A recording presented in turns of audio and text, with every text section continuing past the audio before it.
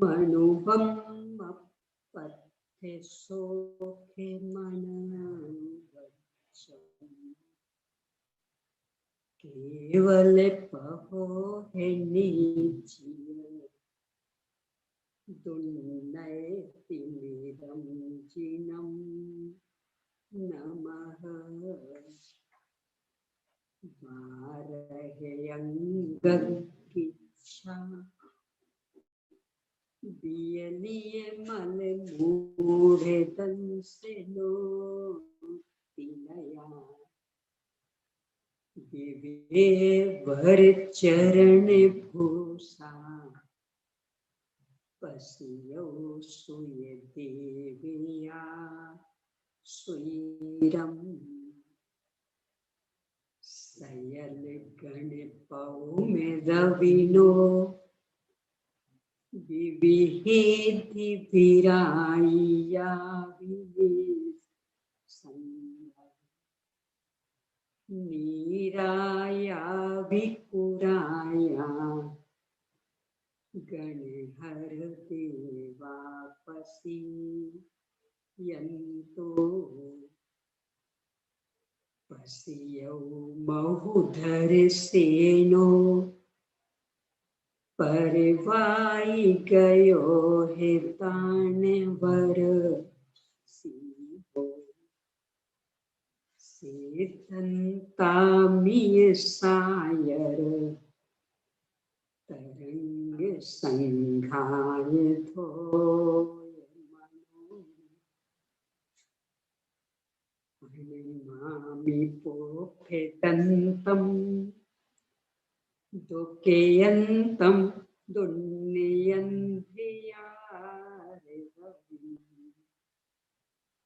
भग्य शिव मगे कंटर विशिष्टमि इवयं सया दंतम पणिमहे कहे भूये बलिम केशवास परिपो ये बलिम बिनी है बम्मय पसरम वैठा विये विमल नाने बम्मय पसरम नमो अरिहंताणम नमो सिद्धाणम नमो आयिर्ज्ञानम नमो उपज्ञायानम नमो लोये सविसापूर्णम ओम ह्रीं श्री अरहंत सिद्ध आचार्य उपाध्याय साधु पंच परमेष्ठिभ्यो नमः। आचार्य श्री धर सिंह स्वामी द्वारा प्रदत्त ज्ञान को लिपिबद्ध करने वाले आचार्य श्री पुष्पदंत भूतवाले स्वामी द्वारा रचित षटखंडागम ग्रंथ। इस पर आचार्य श्री वीरसेन स्वामी इसके 5 खंडों पर आचार्य श्री वीरसेन स्वामी कृत धवला टीका। इसके पहले खंड जीवठान पर जो धवला टीका है उसका प्रकाशन अनुवाद सहित 6 भाग यानी 6 पुस्तकों में हुआ। उनमें से अभी अपनी चर्चा पहले भाग यानी पहली पुस्तक पर चल रही। मंगलाचरण संबंधी विविध दृष्टियों से विवेचना के बाद आचार्य श्री ने गुणस्थानों के अन्वेषण हेतु मार्गना स्थानों को कहूंगा ऐसी प्रतिज्ञा करके 14 मार्गनाओं के नाम और उनकी अति संक्षिप्त परिभाषा बताई। इसके बाद सत आदि 8 अनुयोगों द्वारा गुणस्थानों को कहूंगा। इस प्रतिज्ञा के अंतर्गत सत आदि 8 अनुयोगों के क्रम का औचित्य, उनकी अति संक्षिप्त परिभाषा, इसके बाद गुणस्थान की परिभाषा, और इसके बाद में एक एक गुणस्थान को मात्र सत रूपना की अपेक्षा से वर्णित किया। इसके अंतर्गत पहले से चौथे गुणस्थान तक अभेद विवक्षा से वर्णन करते हुए मिथ्या दृष्टि, सासाधन सम्यक दृष्टि, सम्यक मिथ्या दृष्टि, अभिरत सम्यक दृष्टि, इस प्रकार उनका नामकरण किया। 5वें से 12वें गुणस्थान तक भेद विवक्षा को मुख्य करके संहिता संयत, प्रमत्त संयत, अप्रमत्त संयत, अपूर्व करण प्रविष्ट शुद्धि संयत उपशमक शपथ, अनुवृत्ति बादर सांप्राय प्रविष्ट शुद्धि संयत उपशमक शपथ, सूक्ष्म सांप्राय प्रविष्ट शुद्धि संयत उपशमक शपथ, उपशांत कषाय भीतराग छदमस्त और क्षीण कषाय भीतराग छदमस्त, इस तरह इनका नामकरण किया। पुनः अभेद विवक्षा को मुख्य करके संयोग केवली और अयोग केवली, इस तरह नामकरण करके 14 गुणस्थानों का सत्य रूपना की मुख्यता से निरूपण किया। अंत में गुणस्थानातीत सिद्ध भगवान का निरूपण करते हुए 8 प्रकार की विपरीत मान्यताओं के निराकरण की मुख्यता से 8 प्रकार के कर्म आदि से रहित इत्यादि 8 विशेषण यहाँ दिए। इस तरह सामान्य से सत्य प्रोपना की अपेक्षा 14 गुणस्थानों का प्रकरण संपन्न हुआ। अब उसी सत्य प्रोपना की मुख्यता से आदेश मार्गना स्थानों का प्रकरण प्रारंभ हुआ है। उनमें सबसे पहले गति मार्गना। गति मार्गना के मूल में 4 भेद, नरक, त्र्यंच, मनुष्य भेद। उनमें से कल अपनी चर्चा नरक गति पर प्रारंभ हो गई थी। यहाँ 5 परिभाषाएं नरक गति की आचार्य ने दी थी। पहली परिभाषा, जो हिंसादिक असमीचीन कार्यों में व्यापृत है, यानी पाप कार्यों में लगे हुए करते रहते हैं, वे नरक, निरक, और उनकी गति नरक गति। दूसरा, नर अर्थात प्राणी मात्र, उनको जो यातना देते हैं, पीसते हैं, कष्ट देते हैं, वह नरक, और उनकी गति नरक गति।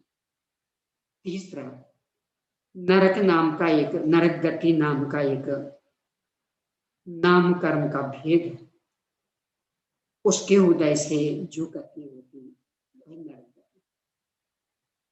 चौथा, जिस गति का उदय पूर्णतया अशुभ कर्मों के उदय का सहकारी होता है, यानी वहां अनुकूलताओं के लिए ना के बराबर अवसर, वह नरक गति।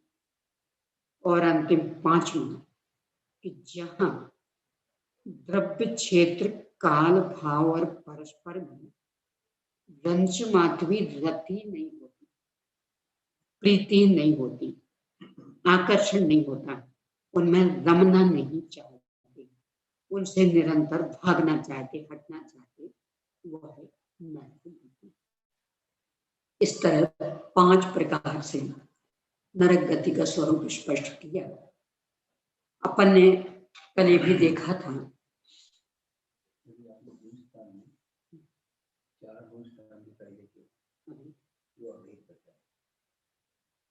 5 में से 12 में 13 14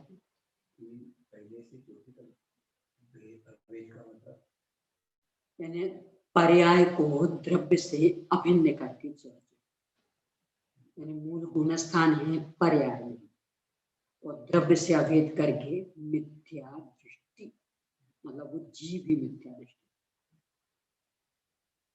अन्यत्र मिथ्यात्व, यानी जीव अलग हो पर्याय का।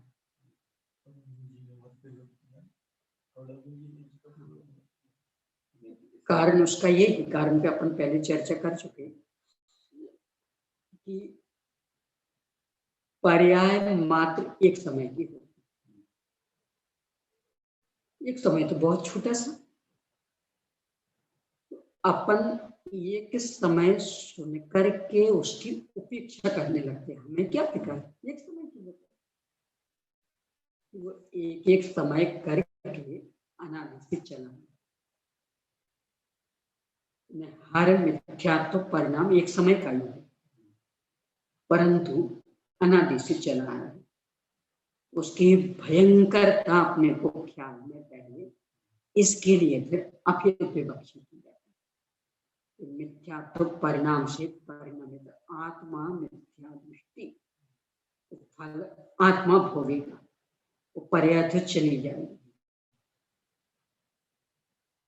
पूरा आत्मा विद्यमान बदनाम वो होगा।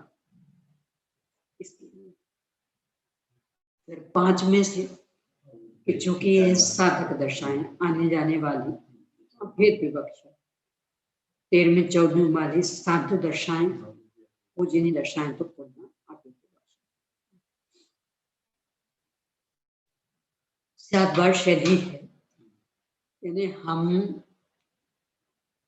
पर्याय की कम समय वर्तिता को लेकर उपेक्षा भी न कर बैठे, उसकी अवहेलना भी ना करने के, अरे बस एक समय की समस्या क्या ज्यादा उलझना, वो एक एक समय करके अनादि हो गए, अनंत हो गए। आज लोक में जो कहावत आती, एक भूल काफी है जिंदगी भर रुलाने को, अकेली एक भूल। पिताजी ने बेटे से कहा, मान लो सावन का महीना चल रहा है, पिताजी ने बेटे से कहा कि बेटा इसे दीपावली पर शिखर की यात्रा करा दो। बेटे ने कहा नहीं पिताजी इस बार तो नहीं हो पाएगा, अगली दीपावली पर चलेंगे। अगली दीपावली आने के पहले उनका देहावसान हो गया, तो अब वो जिंदगी भर उस बात को याद कर करके रोता रहता है, अरे रे पिताजी की इतनी सी इच्छा मैं पूरी नहीं कर पाऊँ, अब क्या होगा। गलती लापरवाही तो एक समय की रही, पर अब जिंदगी भर रोते रहो, अब पिताजी तो वापस आने वाले हैं, रोते रहो। ऐसे ये एक एक समय वर्ती विपरीत मान्यता अनादि से चली आ रही है, वो एक समय की, तो कष्ट कितना भोग रहे हैं, उपेक्षा नहीं करना, उसको हल्का नहीं समझना। संतति जब तक नहीं मिटेगी तब तक पार पड़ने वाली नहीं है, अपन उसकी गंभीरता को समझे, संतति नष्ट करने की दिशा में सक्रिय हो, इस अपेक्षा से।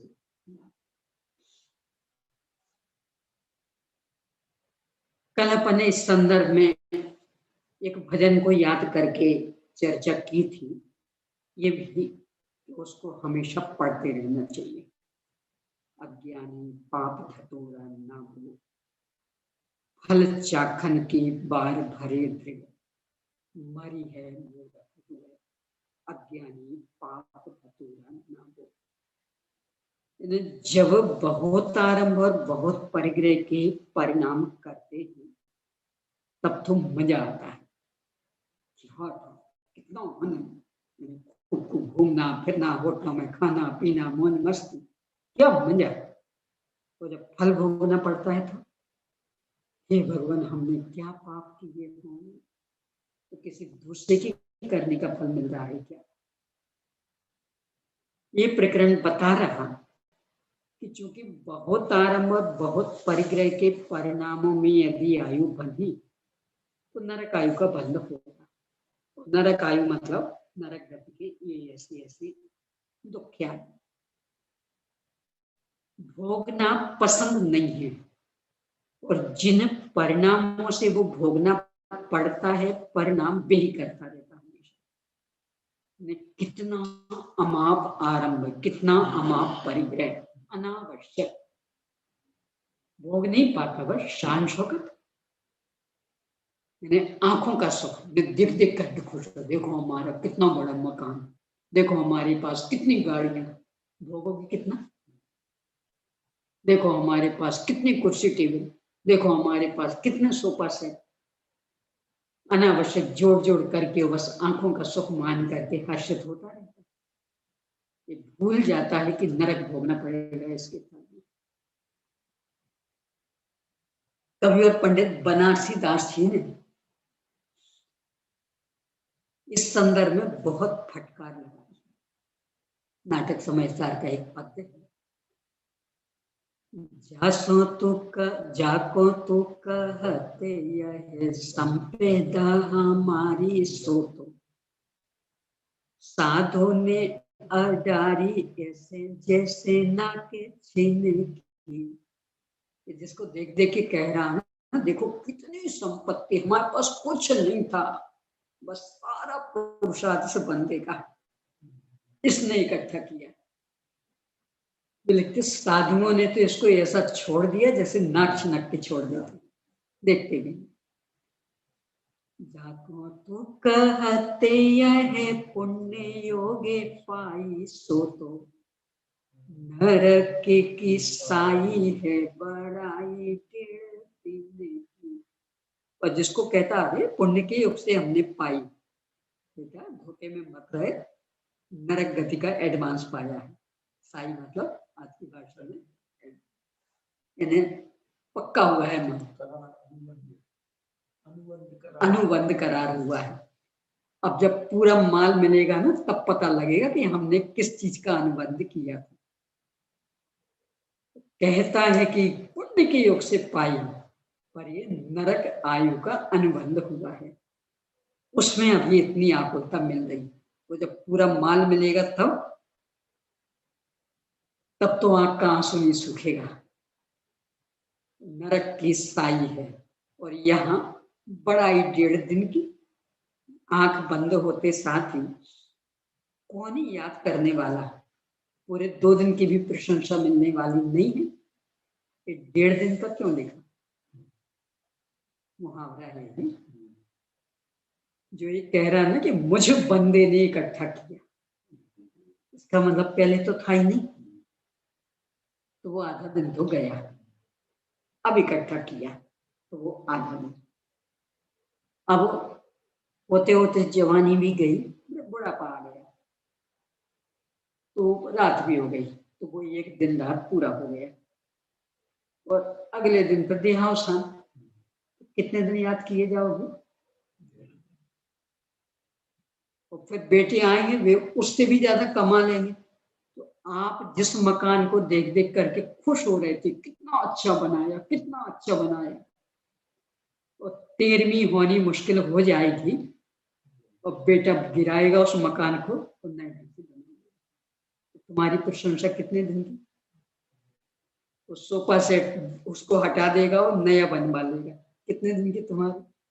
अभी फूले नहीं समारे थे, कितना बढ़िया, कितना बढ़िया, विश्व में ऐसा किसी के नहीं, और तुम्हारा बेटा ही उसको निकाल देगा, हमें पसंद नहीं है। मेरे साथ मैंने कोटा में सेट हुआ था, जिस समय शादी सोफा सेट ले लिया था नया। अब फिर मैं कोटा से वापस पीएचडी आया, तो मैं अपने भाई की शादी हुई, भाई को दिया आधे, पूरे आधे रेट किराया लग रहा था 30,000। मैंने कहा भाई कितना दिया है, और उसने मुझे पूरा पता है। उसने खरीद भी लिया तो अभी उसने बेच दिया, उसको भी जबकि हमने 1 महीने भी नहीं उसको यूज किया। अरे यहाँ तो कम से कम उसने बेच दिया, मकान तो पूरा तुड़वा के पिताजी ने बनवाया। इतने देख देख के खुश, कितना बढ़िया कितना बढ़िया, कितनी बढ़िया डिजाइन सब। और 13वीं नहीं हो पाती तो काम लग जाता। ये पुरानी डिजाइन का मकान, एक दिन भी नहीं सुहाता भी तुमको, तो कितनी प्रशंसा मिली। ये है बड़ाई 1.5 दिन की। मैंने तुम कह रहा कितना बढ़िया, इतना अच्छा किसी के पास नहीं। तो तेरी पसंद तेरे बेटे को पसंद आने वाली नहीं। और आश्चर्य तो है कि ऐसे कई प्रसंग देखे, मैंने सोफा सेट, कुछ भी ऐसे डाइनिंग टेबल सोफा सेट आदि पिताजी ने बहुत अच्छे स्तर के बनवाए थे, बेटे को नहीं जच रहे थे, तो बार बार कहते थे पिताजी बदल दें, पिताजी बदल दें। कितनी अच्छी चीज है, कितनी महंगी चीज, कहाँ कहाँ से मंगवाई है हमने, नहीं चलती थी बेटे की। पिताजी का देहावसान हो, तो दूसरे दिन ही नए सोफा सेट का ऑर्डर पहुंच गया। क्यों, अब रोकने वाले तो कोई रहे नहीं। और 13वीं होते होते तो इस सारा बदल के पलंग सोफा सेट सब मकान तोड़ने फोड़ने के लिए कारीगर लग गए। यानी जिसको कह रहा कितना बढ़िया, किसको सुहा रहा है वो, किसकी प्रशंसा लूटेगा। ये तो धन वालों को लताड़ लगाई, परिवार वालों को।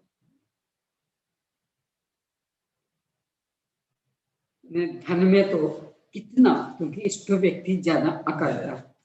फिर से इस पंक्ति बोले, जाको तू कहते यह संपेदा हमारी सो तो साधु ने अडारी ऐसे जैसे नाके छीने की।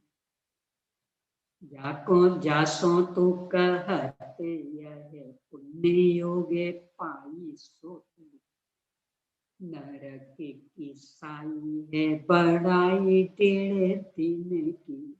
यहाँ तक धन की परिवार को घेरा माही पर तुम बिचारे सूखे आंखें को माखेने के चूटते मिठाई जैसे भीने की। मैंने बिल्कुल अकेला था अपने माता पिता, सब बिल्कुल अकेले बिल्कुल अकेले बिल्कुल अकेले। अब अपना परिवार बसाया, खूब खूब संतानें पैदा की, तो उनके भी बाल बच्चे बढ़िया भरपूर भरा पूरा परिवार घेरा हो गया। वे लिख रहे घेरा में पड़ा और देखते कि देखो हमारा कितना बड़ा परिवार, भरा पूरा परिवार, माते हैं पोते हैं संती हैं, ये है वो है। क्या मिला है, माखन के चूंटत मिठाई जैसे भिनती। तू बन गया मिठाई और सब चिपक गए। दादाजी ऐसा दादाजी वैसा, नाना जी ऐसा नाना जी वैसा, मामा जी ऐसा मामा जी वैसा।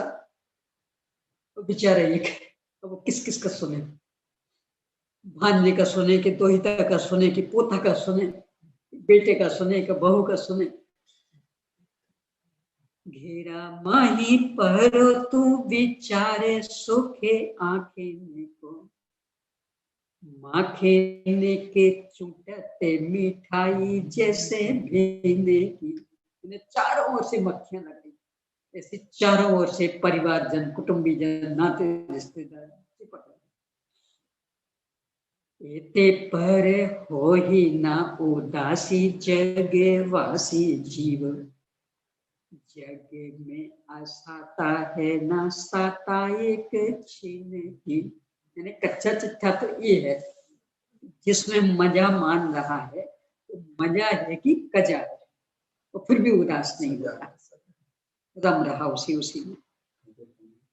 ये है समय 44 बंद द्वार पर।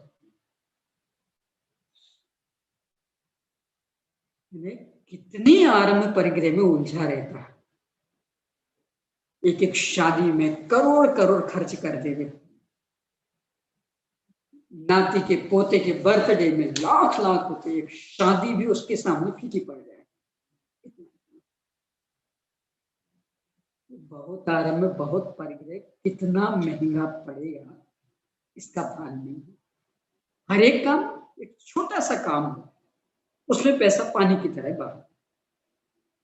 दान पुण्य में तो मुट्ठी बंद कर लेगा, तो विषय भोगों में पानी की तरह बहा। बहुत आरंभ में बहुत पड़ गए।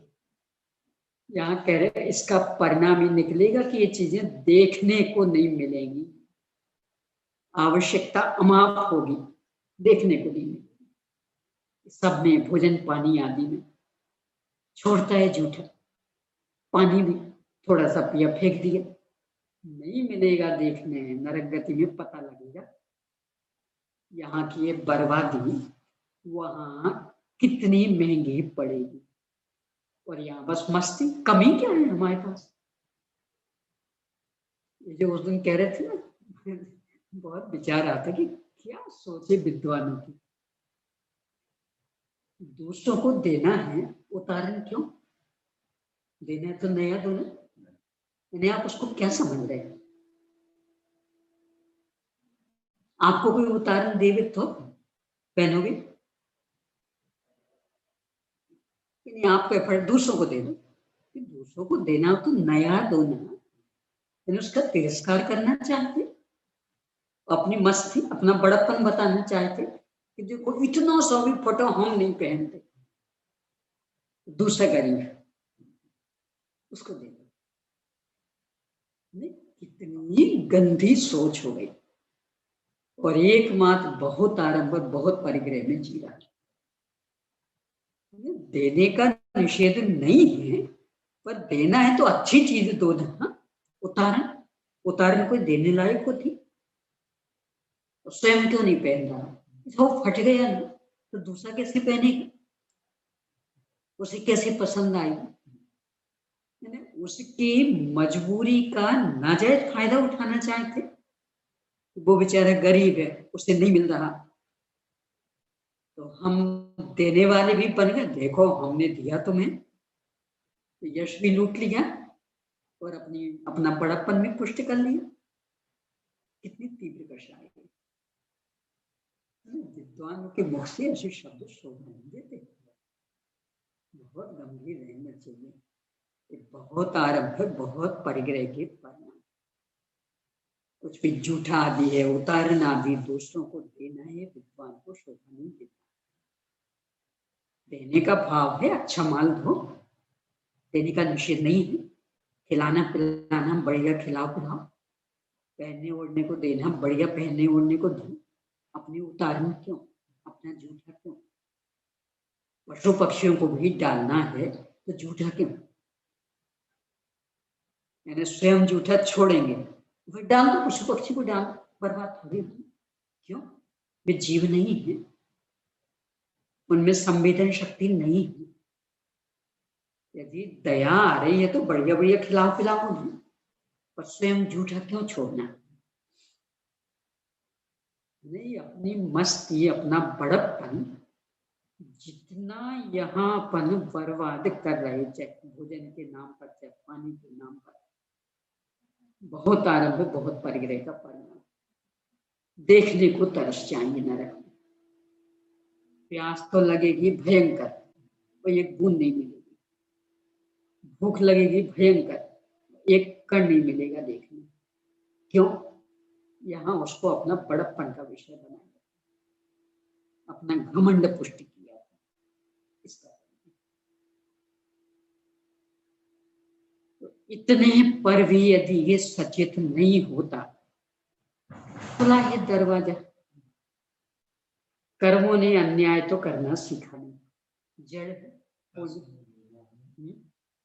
प्रश्न है। एक मिनट, ये पूरा हो। कर्मों ने तो अन्याय करना सीखा नहीं, जड़ है वहां तो रत्ती रत्ती पाई पाई का हिसाब किया है, भोगना पड़ेगा। अब फिर कहो हे भगवान क्यों हमें इतना कष्ट क्यों किया था, करते समय सचेत होना था। ये प्रकरण अपने को सावधान करता है कि जिन परिणामों के फल में ऐसे ऐसे कष्ट भोगने पड़ते हैं, दंश माफी मन न रमे, उन परिणामों को तिलाने में दे दो। दीदी जी, जिन साड़ियों को पहनकर मन भर जाता है, फैशन चली जाती है, चाहे नई ही हो, वो काम वाली को देना भी गलत है। हाँ, क्यों? आपको तो फैशन चाहिए, वो नहीं सैनी पंचेल जी, वो फैशनेबल नहीं थे। आपको तन ढकना ये उद्देश्य नहीं रहा आपका फैशन, तो फैशन तो सबको पसंद है ना। आप तत्व ज्ञानी हैं, वेद विज्ञानी हैं, धार्मिक वातावरण में रह रहे, तो भी फैशन से इतने परेशान। कपड़ा बढ़िया है पर चूंकि फैशन चली गई इसलिए निकाल दो। तो जिसको तत्व ज्ञान नहीं है, धार्मिक भावना नहीं, वह तो फैशन से कितना अधिक परेशान होगा, पर मजबूर है, वो गरीब है, उसकी गरीबी का आपने नाजायज फायदा उठाया।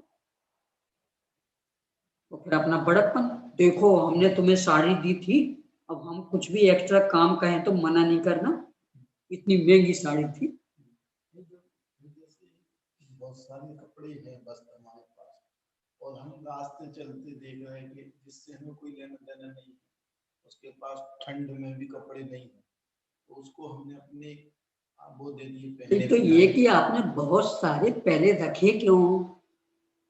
वो तो अपराध है, रखने का परिग्रह का। अब उसको तो नए दे दो, और नए दे के फिर भले ये पुराने भी दे दो, यानी उसकी गरीबी का नाजायज फायदा मत उठाओ कि चूंकि गरीब है उसको तो ये भी नहीं मिल रहा, तो उतार नहीं सही, वो तो उतार नहीं खुश हो जाएगा, ये सोच कर। यानी उसकी मजबूरी का आप फायदा उठाना चाहे तो देने का भाव है, पहले नया दो तो फिर भले ये दे दो। और अपने पास रखने के संदर्भ में पहले से विवेक जागृत रखो, कितने की आवश्यकता, अनावश्यक फैशन के चक्कर में उलझ के ढेर लगाया क्यों? और ढेर लगाया तो देखो, अपने बेटे को पहना सकते और वो पहनेगा, आपका उतार देखना, बेटे का उतारण कदाचित पिताजी पहन ले, पर पिताजी का उतारण बेटा नहीं पहनता। देखना, अनेक अनेक उदाहरण मिल जाएंगे, तो कहिए कि मुझसे सुना कितने बढ़िया हो। क्यों? क्योंकि पिताजी से बेटा तो और ज्यादा फैशनेबल नियम से होगा, वो तो और छोटी उम्र का, वो तो और अधिक भौतिक चकाचौंध में उलझा होगा, वो कैसे पहनेगा? अरे पिताजी का लिखा हुआ पेन पसंद नहीं आता बच्चों को, हमें ऐसा नहीं, हम तो ऐसी डिजाइन वाला लेंगे। पेन यानी जो मात्र लिखने के काम आना, वो पसंद नहीं आता। क्यों? ये तो और ज्यादा भौतिक चकाचौंध में फंसे हुए। तो जिसको आप दे रहे वो बेचारा मजबूर है, तो आप उसकी मजबूरी का दुरुपयोग कर रहे हैं और उसको दान देना मान रहे कि हमने दिया। ये दान है कि अन्याय है? मनुष्य को दान भावना से नहीं, लेकिन जैसे ठंड उसके पास फटे हुए हैं या मतलब ट्रिपल दार मैंने देखा है ऐसे, तो नया दो ना। अब उस समय से बस में हमने अपना चलता हुआ दिया, तो बस में तो कोई और साधन नहीं है कि हम दे सके। उसको हमने दान दिया, दान नहीं मानता, मतलब बड़प्पन नहीं। हाँ, इसका अफसोस रहे कि मुझे उदाहरण देना पड़ा, शान नहीं, अफसोस रहे कि मुझे उदाहरण देना पड़ा। यदि परिस्थिति वैसी होती तो मैं नया खरीद के देता, अपना उदाहरण नहीं देता। तो या तो वो शान समझता, ये गलत है। गलती गलती रूप में तो स्वीकृत हो, अफसोस रहे। क्या उसे नई साड़ी भी उतनी ही महंगी देना जितनी महंगी हम अपने लिए लेने वाले हैं? वास्तविकता तो ये है कि आप उसकी मूल आवश्यकता की पूर्ति पहले करिए और उसको समझाइए कि बहनें फैशन में क्या दम है। सोचो अपने कर्मों को, तुम्हें दूसरों के बर्तन मानने पड़ रहे हैं, तुम्हें कितना पाप का उदय। तो ये लोग थोड़ा सा धर्म आराधना में इस तरह से मदद करो। पहनने ओढ़ने में जितनी जैसी आवश्यकता हो वैसी करो मदद। और मूल तो थोड़ी सी धार्मिक वृत्ति जगे, इस तरह से मदद करें। और बताते हुए कि बहन हम झूठे बर्तन करें और तुम आकर के हमारे झूठे बर्तन मानो, कितना अभाग्य है तुम्हारा। ये धर्म नहीं किया, इसका परिणाम। अब थोड़ा सा समय निकाल के धर्म में लगा, तुम्हारी मदद हम करते हैं। जो भी उसकी मूल आवश्यकताएं हैं पहले उनकी, यानी फैशन ये मूल आवश्यकता नहीं है, लग्जरी है, उसमें नहीं उलझाना। हम जिसको छोड़ना चाह रहे और दूसरों को उसमें लगाएंगे, ये पुण्य का कार्य होगा। लग्जरी बिल्कुल नहीं। मूल आवश्यकताएं जो है, अनिवार्य आवश्यकताएं, उनकी पूर्ति करके और धर्म से जोड़ने का निरंतर प्रयास करें। रात्रि भोजन छुड़वाओ, अभक्ष भक्षण छुड़वाओ, और भी उल्टा सीधा कुछ करते हो तो वो छुड़वाओ। तो इस तरह से प्रवृत्ति होनी चाहिए अपनी। किसी की लग्जरी आवश्यकताओं की पूर्ति करना, ये बुद्धिमान है। इन्हें बहुत विवेक चाहिए। सुविधा भोगी फैशन परस्त किसी को भी नहीं बनाना, बल्कि उल्टा समझाना कि बहन क्या दम है इस फैशन में। मूल अपने को तन ढकना है, शीर सुरक्षित रखना।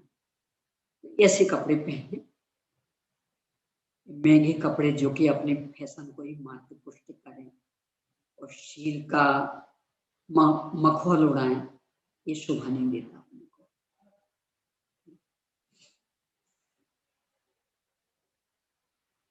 बहुत गंभीरता से विचार करने की आवश्यकता, एक पक्का समझना।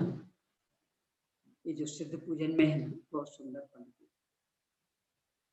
शरण जो अपराधी को दे, अरे अपराधी है।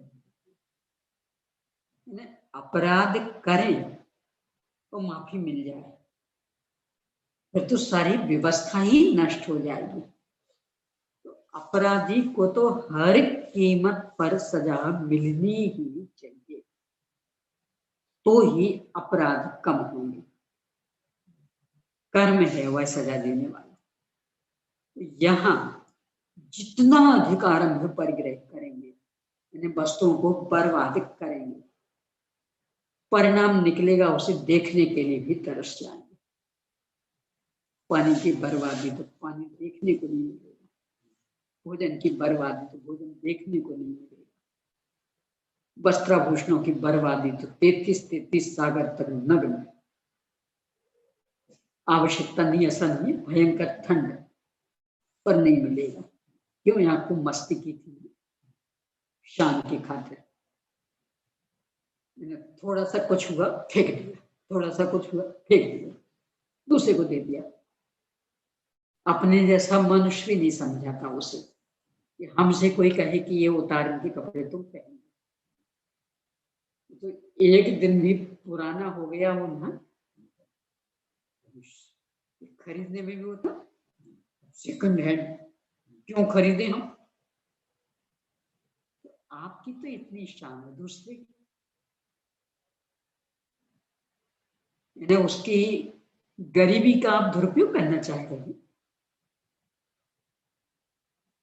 असली माल महंगा मिलता, सेकंड हैंड का सस्ता मिल जाता, तो उसके पास नहीं है पैसे, आपने उसका दुरुपयोग कर लिया। नहीं, आपको ज्यादा है तो दे दो ना सीधा, व्यापार क्यों, सीधा दे दो। बहुत गंभीरता से विचार नहीं होता। विडंबना है कि आज कर्म सिद्धांत पे भी अपने को भरोसा नहीं है, लगता ही नहीं कि इसका फल हमें भोगना पड़ेगा। लगता बिल्कुल भौतिकवादी चार वाक होते जा रहे हैं। जो चार वाक का सिद्धांत है ना, भस्मीभूतस्य देहस्य पुनरागमनम होता, जहाँ शरीर भस्म हुआ तो द्वारा थोड़ी आना है, तो ऋणम कृत्वा घृतम पिबेत, ऐसी भावना है अपनी में। किसने देखे स्वर्ग नरक, किसको फल भोगना है, यहाँ पूरी मस्ती कर दो, न भगवान पे भरोसा न कर्म सिद्धांत पे भरोसा, बस पूर्णतः चार बात भौतिकवादी। पर ये भूल जाते हैं कि भीतराग की वाणी है, झूठी पड़ने वाली नहीं, किए हुए की सजा हर कीमत पर भोगनी ही पड़ेगी। बहुत गंभीरता से विचार करना, तो बहुत गंभीरता पूर्वक अपना जीवन जीना। कितने चीजों की आवश्यकता, कितने की नहीं, अनावश्यक क्यों जोड़ना। कई बार उदाहरण सुनाए, अपने यहाँ के तो महापुरुष इस तरह के नहीं, जो भी पुण्य के उदय से मिलता विषय भोगों में खर्च नहीं करते, धर्म धर्मायतन में खर्च करते। जेने तर भी तो डॉक्टर सर हरि सिंह गौर का सुनाए था, वहां लाइब्रेरी के वहां लिखा था उनका परिचय।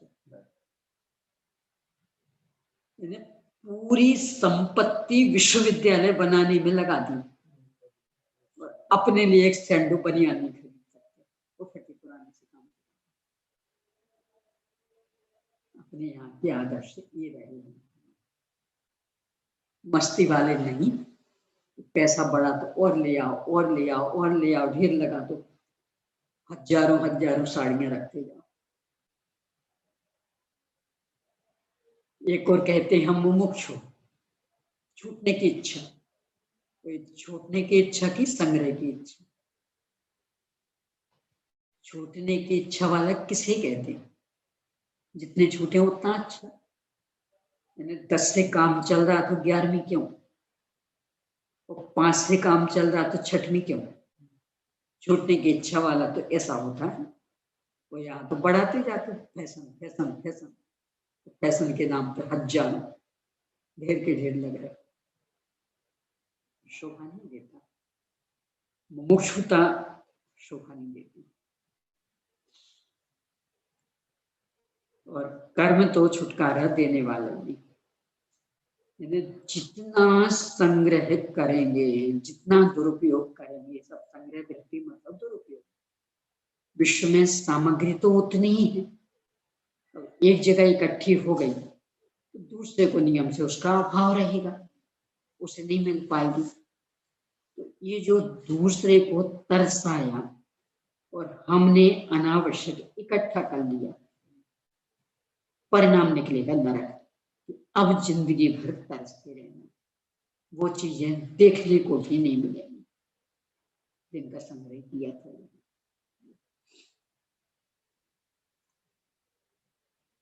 इसी बात को गाथा द्वारा यहाँ बता रहे हैं, पृष्ठांक 203 पर गाथा 128।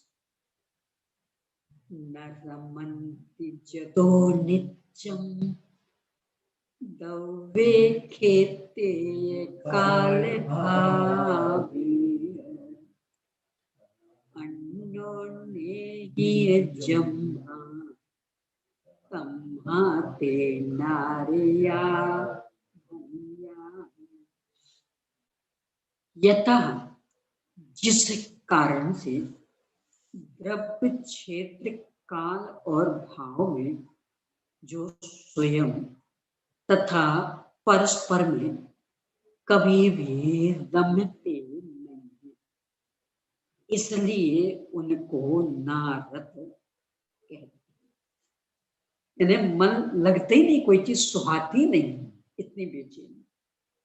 ना वहां का द्रव्य में जीव, ना वहां का क्षेत्र, ना वो आयु और ना भी औदिक भाव, स्वयं नहीं सुहाता, इन्हें एक सेकंड भी रहना नहीं चाहता और आश्चर्य की हट नहीं सकता। तो जब वहां का द्रव्य भी सुहाता तो अशोक कुमार तो मनोरंजन के लिए ऐसे विकृष्ट जगत। हाँ, मनोरंजन, उसमें क्या है? नहीं, उन्हें काय को मिलनी, अभी तो मनोरंजन के लिए गए, उनका निवास थोड़ी है। देखो ऐसा नहीं, ऐसा नहीं, कोई भी बगीचा आदि घूमने जाते हैं, बगीचे में सब बढ़िया बढ़िया ही रहता, लेकिन जो गंदे बगीचे होते हैं उसमें लोग नहीं जाते, मतलब बदनाम हो या बदनाम वाला शराबी वगैरह, वो अलग बात है। बहुत बढ़िया टॉप का बगीचा है, वहां भी तो आखिर पशु पक्षी गंदगी तो कर ही जाएंगे।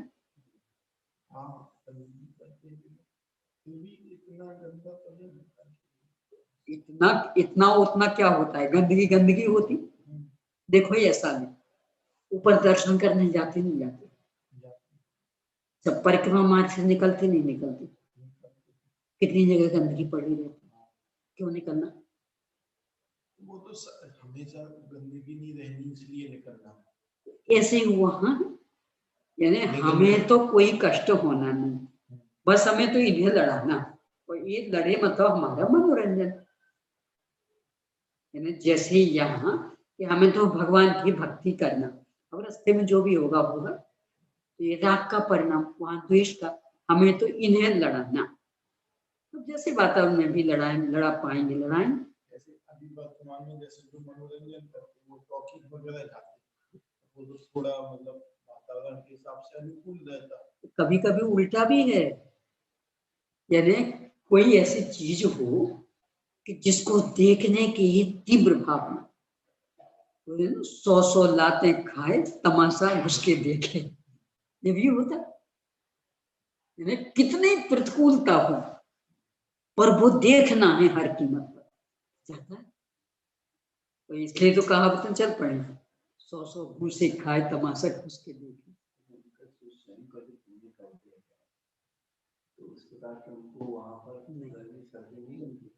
ये तो नहीं लगती, पर वो वहां की ठंडी गर्मी हट थोड़ी गई,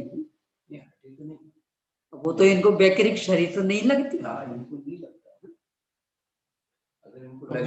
तो नारियों का भी है फिर क्या, उनका भी तो हाँ तो है ना, पर उनका वैकृक शरीर अलग तरह का, वैकृक शरीर में बदबू नहीं आती, और उनका शरीर ऐसा कि भयंकर बदबू वाला। वैकृक शरीर में रोग नहीं होता, और उनका वैकृक शरीर ऐसा कि अंगुली अंगुली प्रमाण में अलग अलग तरह का है वैकृक शरीर। तो पाप वाला, ये पुण्य वाला, यानी कोई भूख प्यास की वातावरण की कोई समस्या ही नहीं, चाहे जहां रहे आप, कोई फर्क नहीं पड़ेगा। देख कितनी विडंबना कि एक क्षण भी ऐसे वातावरण में नार के जीव रहना नहीं चाहता, और फिर भी आयु पूर्ण हुए बिना किसी भी कीमत पर निकल नहीं सकता। इतनी बुरी हालत, अकाल मरण के लिए भी अवसर नहीं, आत्महत्या के लिए अवसर नहीं, जहर खाने के लिए अवसर नहीं, तलवार भी काम नहीं करेगी। इतनी बुराइयां। नारद यानी कुछ भी सुहा ही नहीं रहा, ना वहां के औदिक भाव, ना वो लड़ाई झगड़ा, ना मार, कुछ नहीं, पर हट नहीं सकते। यानी इसको अपन ऐसा लेना, जिस चीज से आपको भयंकर एलर्जी हो, इन्हें फूटी आंखों भी आप नहीं देखना चाहें और 24 घंटे उसी के बीच में रहना पड़े, बोलो क्या? जिसे हम फूटी आंखों नहीं देखना चाहते और 24 घंटे उसके बीच में ही रहना पड़ेगा, क्या हालत होगी? नरक मतलब ऐसी स्थिति, वहां का हमें कुछ भी नहीं सुहा रहा एक पल के लिए,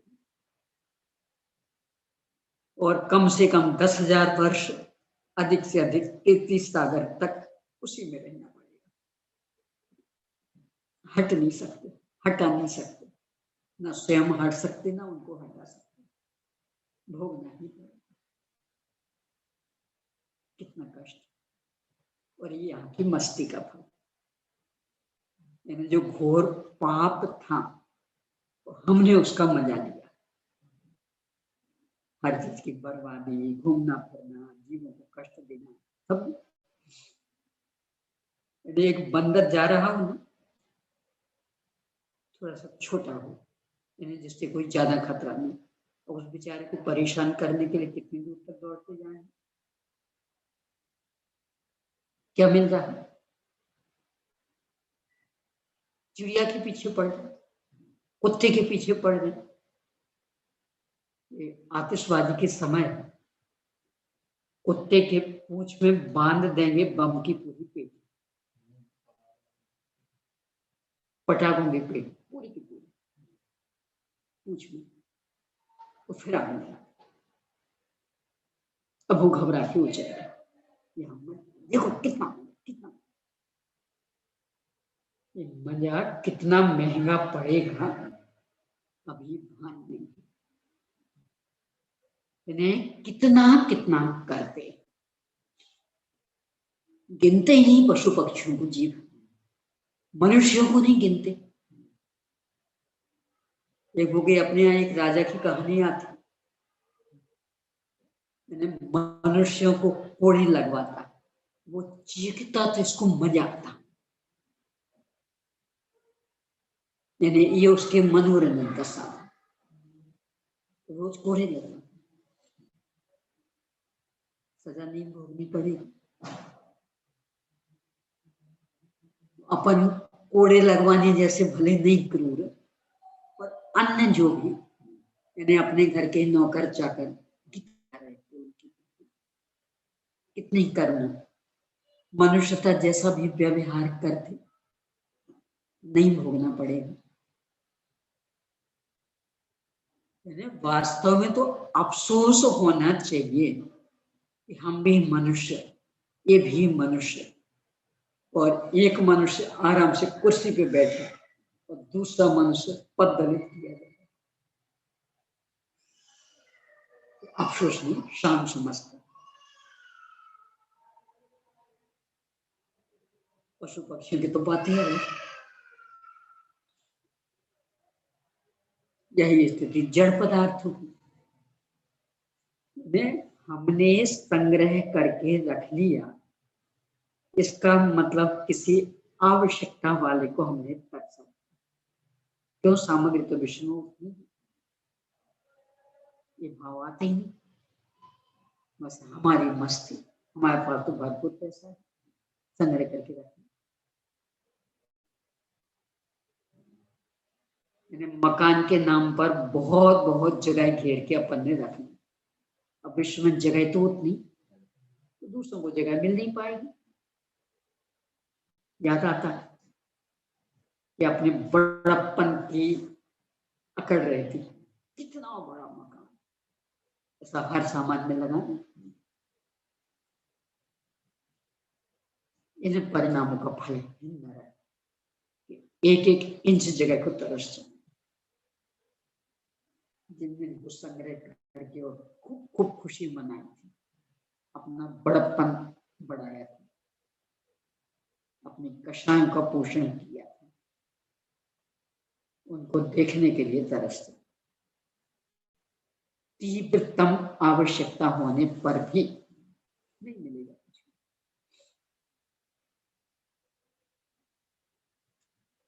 अपनी संस्कृति में तो कितनी सादगी रहती थी।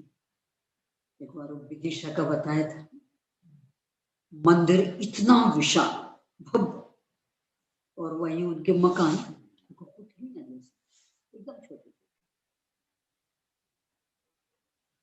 अपनी संस्कृति तो ये रही, वे भोग विलास में खर्च नहीं करते थे। धर्म धर्मायतन, धर्म की प्रभावना।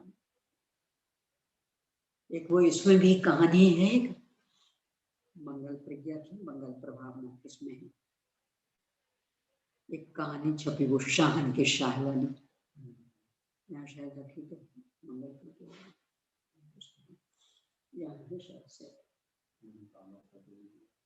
उसमें है एक कहानी शहनशाह, जिसके यहाँ यानी जो वो कह रहा, वो कहानी शायद पूरी याद है।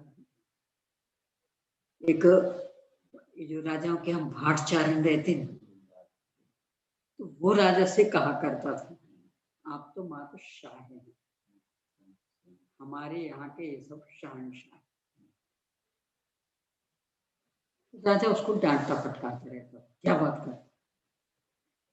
एक बार राजा ने कहा सबूत दो, हम अकेले शाह है, शहनशाह देंगे। अचानक अकाल पड़ गया, सब जगह त्राही त्राही। राजा ने मंत्री से कहा कि भाई देखो राजकोष में कितना धन। तो उसने कहा यदि अपन पूरा राजकोष खोल देते हैं, तो जितनी जनता मात्र बस 2 दिन का पोषण हो पाएगा, तो राजकोष खाली हो जाएगा। तो बाकी 366 दिन, 2 दिन का तो पोषण हो जाएगा, 364 दिन का क्या होगा। तो अपने जो भी और दरबारी लोग के सबको इकट्ठा किया कि भाई ये व्यवस्था करो, 2 दिन की हम कर देंगे। जो 364 दिन तो बहुत होते, सब बगले झांकने लगे। वहां जो जैन थे वे निकले, सब हम करेंगे व्यवस्था, गांव गांव जाके व्यवस्था करेंगे। तो बैलगाड़ी से निकले, एक रास्ते से जा रहे थे, वहां एक व्यक्ति बिल्कुल साधारण सी वेशभूषा में बैठा था। जय जी ने भी पूछा कहाँ जा रहे, बस ऐसे ही जा रहे, आप इतनी दूर से आए हैं, हमारे यहाँ भोजन पानी करके ही आए। बिल्कुल साधारण सा दिख रहा था। बहुत मना किया नहीं साहब, कृपया हमें अवसर दीजिए। ठीक है भाई, भोजन पानी हो गया। पूछा किस काम से निकले, बताया। तो बताया तो चूंकि उनको तो लगा कि तुम मजाक जैसा कर रहा हूं, मैंने इसके पास से क्या मिलेगा। नहीं आप बताइए तो कितने की आवश्यकता। बता दिया कि ऐसा ऐसा है, भयंकर अकाल पड़ा है, राजा के राजकोष में मात्र 2 दिन के पोषण की व्यवस्था, 364 दिन की हम लोग को करनी है, उसके लिए बैठे। उन सबको वहीं बिठाया, अंदर गया। अंदर पिताजी लेते थे, वो एक बीमार थे। पिताजी को एक घटना बताई, ये है सर मंगल प्रभाव में किसमें भी गांव का नाम मैंने अपने जो एक है ना पाठशाला की पुस्तक उनमें किसी एक में नाम भूल गई थी, यदि यहाँ हो तो देख सकते हैं। मंगल प्रज्ञा में थी, मंगल प्रभाव में किसमें भूल गई थी। तो पिताजी ने कहा बेटा इससे बड़ा अच्छा अवसर और कुछ नहीं, दे दो। तो उसने लिख दिया अकेले 364 दिन नहीं, अगली वर्ष का। क्या लिखा है होश में? पूरा राजकोष खोलने पर मात्र 2 दिन की व्यवस्था हो रही। 364 दिन की कर लेंगे।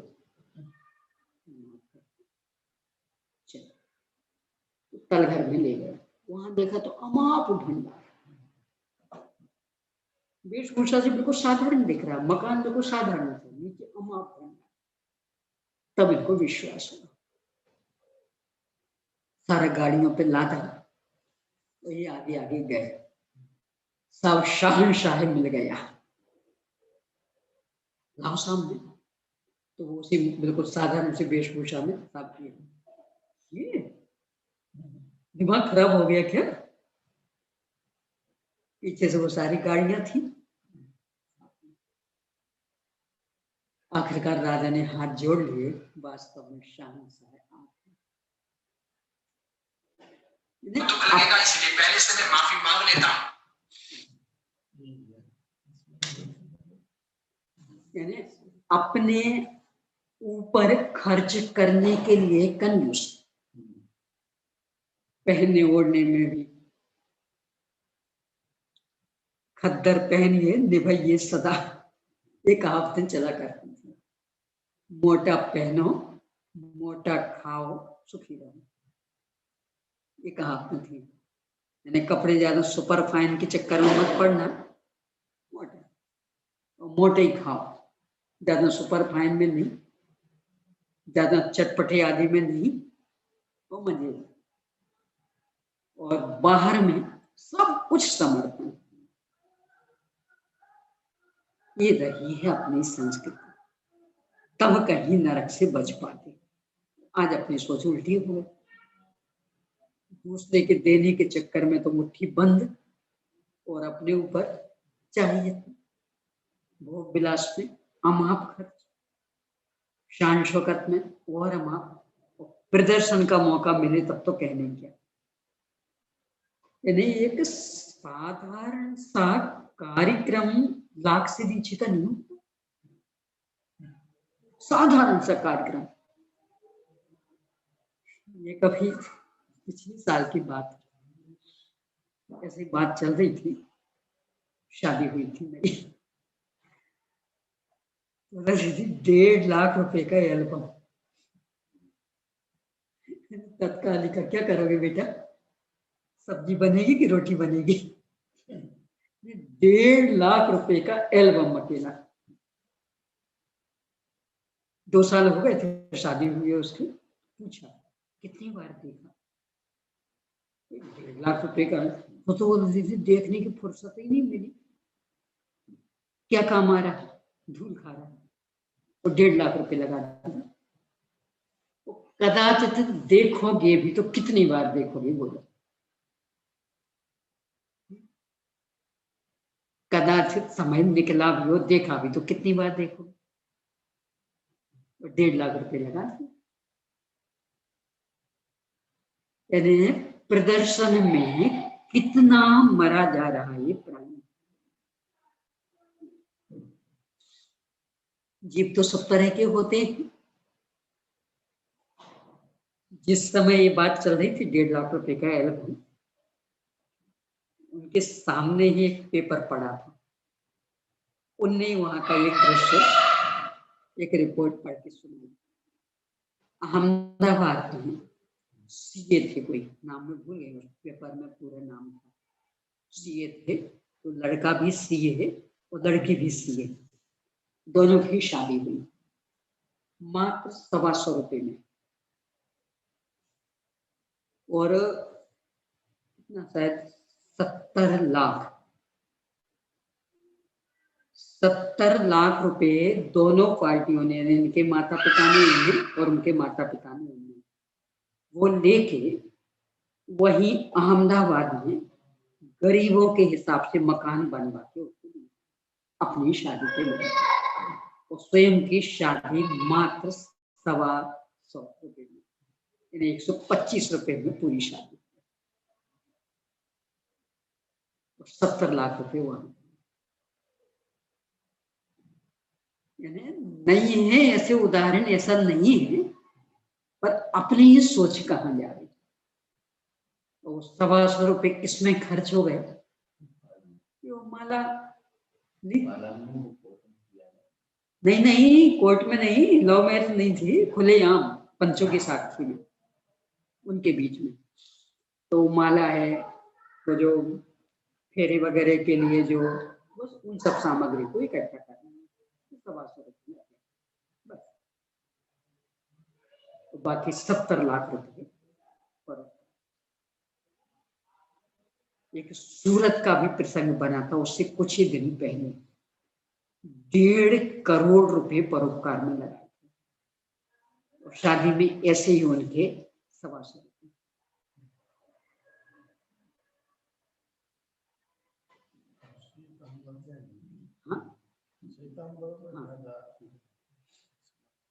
नहीं, मुझे तो ये बताना है कि सोच वाले व्यक्ति नहीं है ऐसा नहीं है, तो मूल तो ये कि अपनी ही सोच कहाँ जा रही, अपन प्रदर्शन नहीं दिखा,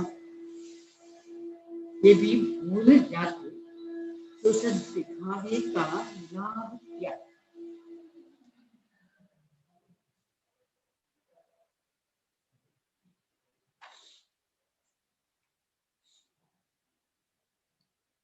यानी दिखावे के नाम पर खूब लाइटिंग किया, आपने डेकोरेशन किया,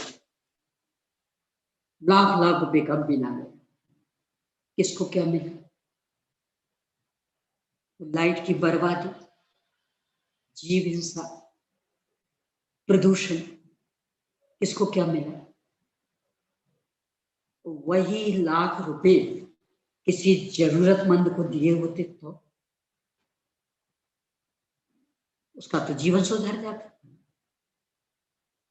जो व्यापार के लिए 1-1 रुपए को तरस रहा, सोच रहा थोड़ी सी भी पूंजी हो जाए तो हम अपनी दुकान डाल लें, यदि उसके लिए बिना ब्याज के दे दी होती तो, पर नहीं सोचते। कोई पढ़ने के लिए तरस रहा, फीस नहीं दे पा रहे, बेचारा पढ़ नहीं पा रहा, योग्यतम उसे दे दिया होता तो, पर नहीं, प्रदर्शन में लुटाएंगे। कितने कितने फुग्गे आदि, अब तो और फुग्गों के नाम पर पूरे के पूरे गेट फुग्गा फुग्गा। शिवाजी 10-10 हजार की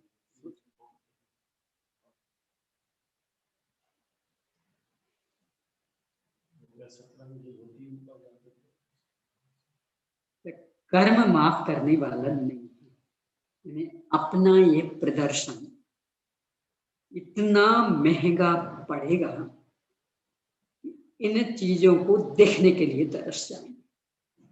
लाइट की बर्बादी, नरक मतलब घोर अंधकार, प्रकाश नाम की कोई चीज नहीं, किसी भी चीज की बर्बादी, सब में समझ, थोड़ा कहा बहुत समझ, कितना कहा जाए, बहुत आडंबर बहुत परिग्रह का परिणाम, ऐसी गति मिलेगी कि वहां का कुछ नहीं सुहाएगा, निरंतर तड़पन तड़पन तड़पन, निरंतर निकलने की भावना पर निकल नहीं पाएगा, वहीं रहना पड़ेगा उसी स्थिति में। गति। अब आगे त्रियंच गति, कल अपन ने चर्चा की थी, क्रम क्यों रखा, लौकिक दृष्टि से तीव्रतम प्रतिकूलता से उत्तरोत्तर कम कम कम कैसे हो रही उस अपेक्षा से। अब त्रियंच गति, समस्त जाति के त्रियंचों में उत्पत्ति का जो कारण है उसे त्रियक गति कहते हैं। समस्त जाति के 1 इंद्रिय, 2 इंद्रिय, 3 इंद्रिय, 4 इंद्रिय, 5 इंद्रिय, त्रियंचों में 5 जाति है, अथवा त्रियक गति कर्म के उदय से प्राप्त हुए त्रियंच पर्यायों के समूह को त्रियक गति कहते हैं। नाम कर्म की एक प्रकृति त्रियक गति, उसके उदय में होने वाली दशा त्रियक गति, अथवा तिरस यानी वक्र और कुटिल। तिरस, वक्र, कुटिल ये एकार्थवाची नाम है। इसलिए यह अर्थ हुआ कि जो कुटिल भाव को प्राप्त होते हैं उन्हें त्रियंच कहते हैं। सब तरह की कुटिलता, इस तरह 3 परिभाषाएं। गुरुदेव श्री इसके संदर्भ में बहुत सुंदर कहते थे, यहाँ टेढ़ाई की थी, यहाँ टेढ़ाई की थी तो शरीर ही टेढ़ा मिल गया, सब कुछ टेढ़ा टेढ़ा टेढ़ा। टेढ़ाई वाले परिणामों का फल, कुटिल परिणामों का। और उनकी गति को त्रिय गति कहते हैं। सबसे अधिक जीव राशि इसमें, सबसे अधिक क्षेत्र इनने घेरा, यानी संपूर्ण लोग। सबसे अधिक जीव राशि ये केंद्रीय की पिक्चर। वैसे भी विकलत है आदि, अन्य में तो है नहीं, अन्य में तो मत्स्य नहीं पंचेंद्रिय। सबसे अधिक जीव राशि इनमें और पूरे लोकाकाश में व्याप्त। नारकी मात्र अधोलोक में, देव अधोलोक, ऊर्ध्वलोक, मध्यलोक में, मनुष्य मात्र मध्यलोक में 2.5 दीप में, और त्रियंच पूरे लोकाकाश में। स्थावर लोक में स्थावर और तृष्णाली में तृष भी, स्थावर भी। लोकाकाश का एक भी क्षेत्र ऐसा नहीं कि जहां ये त्रियंच जीव ना हो। पूरा लोकाकाश में से व्याप्त। कुटिल परिणामों का फल टेढ़ापन, मायाचारी, छल कपट। माया तैर्यग योनस्य, छल कपट का परिणाम, इसमें त्रियंचायु का बंध होता है। कितना कितना छल कपट, अकेला दूसरों के साथ में स्वयं को भी छलता। अपन पहले भी कई बार चर्चा कर चुके।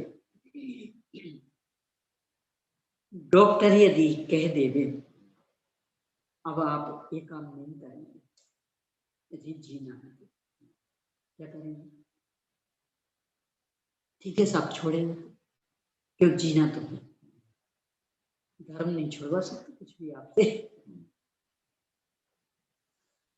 डॉक्टर जैसा नचाए वैसे नाच जाएंगे, कुछ भी करवा सकता। बस इतना ही खाना, इतना ही पीना, इतना ही घूमना, इतना ही पहनना, सब कुछ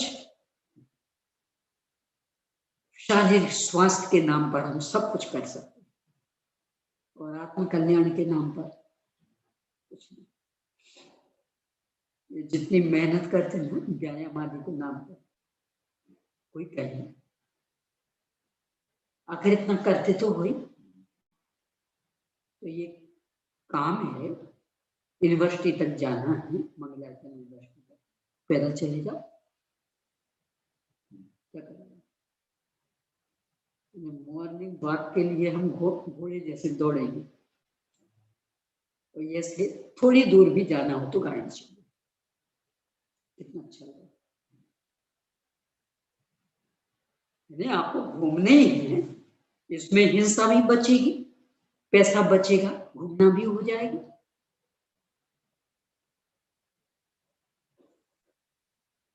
शारीरिक स्वास्थ्य के नाम पर अलग से सब कुछ करता रहेगा, हिंसा से बचने के लिए कुछ नहीं। वहां व्यायाम करने के नाम पर प्लास्टिक मरोड़ता रहेगा उंगलियां ठीक करने के लिए। तो अपने कपड़े हाथ से धो ना और निचोड़, हो गया व्यायाम। वहां वो ऐसा उखड़ुक चलता रहेगा, तो अपने घर के झाड़ू लगाओ, पोछा लगाओ, हो गया व्यायाम। इनके लिए तो नौकर तो व्यायाम करते रहेंगे। तो यहाँ ये भी हिंसा, वहां वो भी हिंसा, अपना बड़प्पन पुष्ट करना है। हिंसा हिंसा को भी नहीं गिनता। पहले भी अपन ने चर्चा की अपने यहाँ नौकर चाकरों की व्यवस्था प्रथा क्या है? मूल तो एक ही, अपने अपना सारा काम अपने हाथ से करो। यानी विदेशों में जो पद्धति है वो मूल अपनी संस्कृति, सब कुछ अपने हाथ से। यानी वहां झाड़ू पोंछा आदि भी सब कुछ करोड़पति क्या अरबपतियों को भी अपने हाथ से करना पड़ता है। क्यों? नौकर इतने महंगे, सबसे अधिक महंगे हैं वहां नौकर, उनको रख पाना हर एक वर्ष की बात है, तो अपने हाथ से करेंगे। मूल तो ये संस्कृति। कदाचित आपको सहयोग की आवश्यकता, तो अपनी संस्कृति ये कहती कि आप भोजन का काम करवा देना। क्यों? उसमें क्या गड़बड़ी करेगा? दाल बनाएगा तो कितना पानी गिराएगा, भात बनाएगा कितना पानी डालेगा, आटे गूंथेगा कितना। इन कामों में लगा देना तो ज्यादा हिंसा नहीं हो पाएगी, और उसको भी जैनत्व से अपना जीवन जीने का अवसर मिलेगा।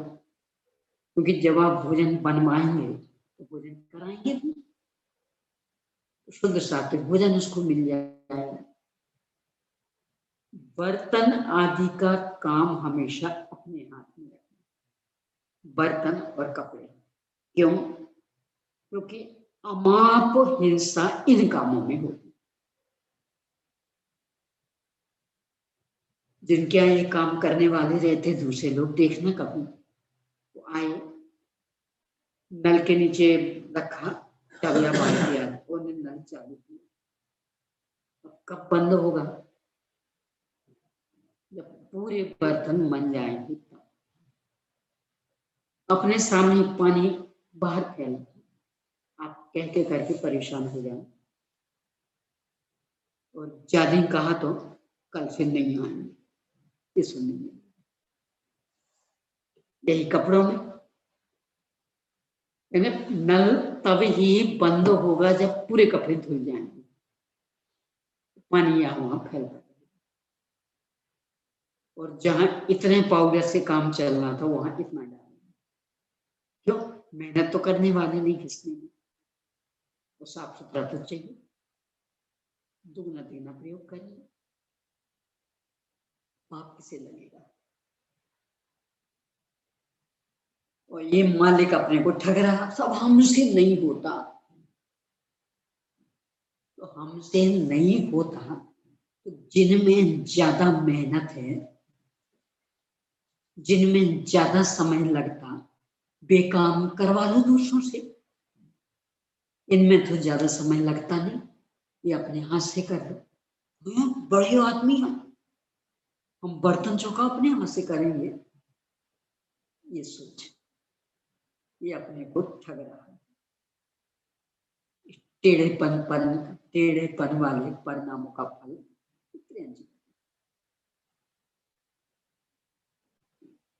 मूल तो अपनी संस्कृति में सब काम स्वयं।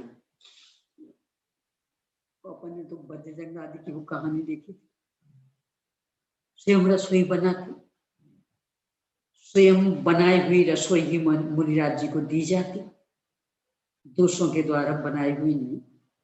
रात वाले प्रकरण में दोष निकलेंगे। आपने रसोई बनाई, यदि हम देते दोष हो गया, नहीं चलेगा।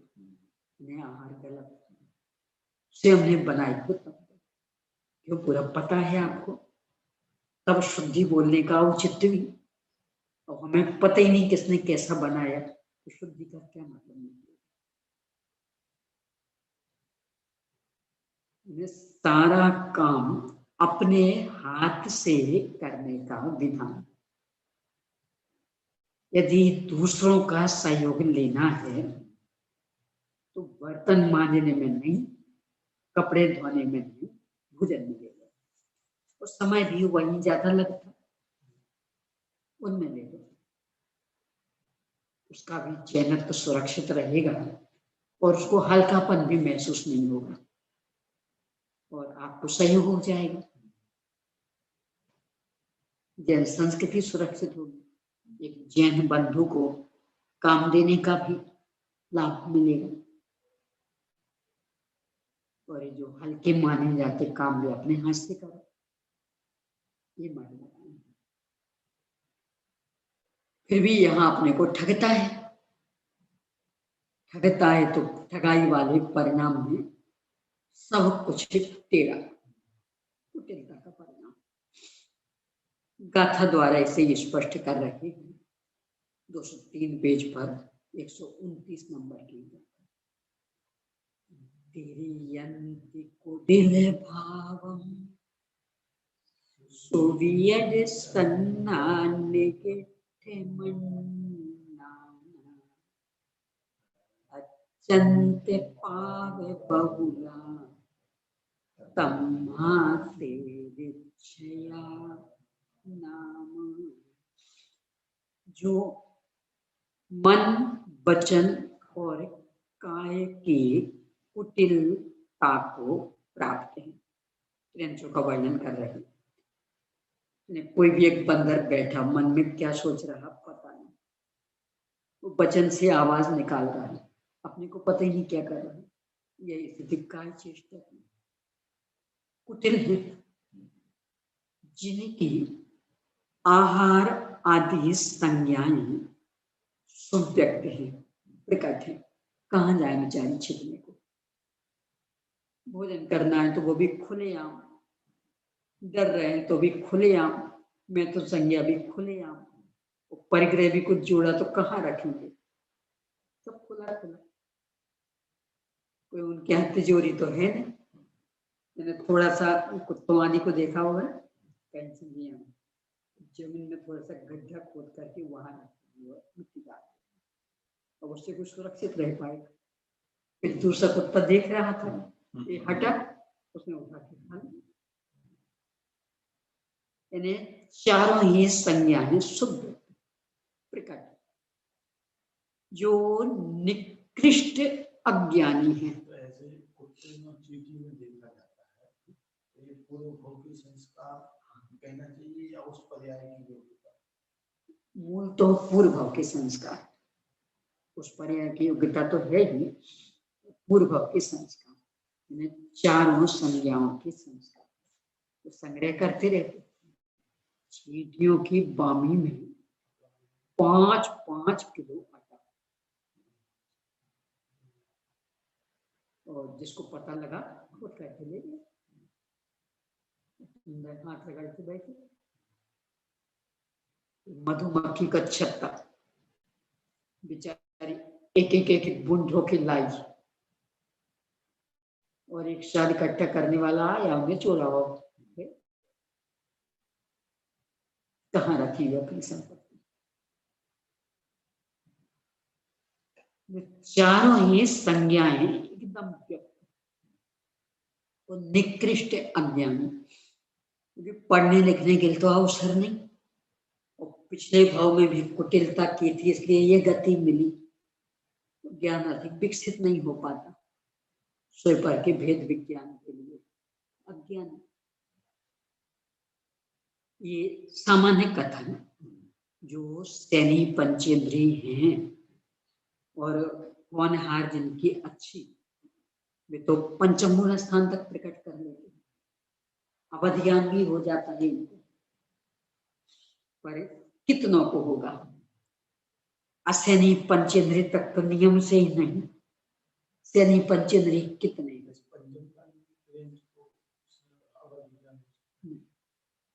मनुष्य को भी नहीं होता। जब मनुष्य को ही नहीं होता तो प्रेंच को कैसे होगा?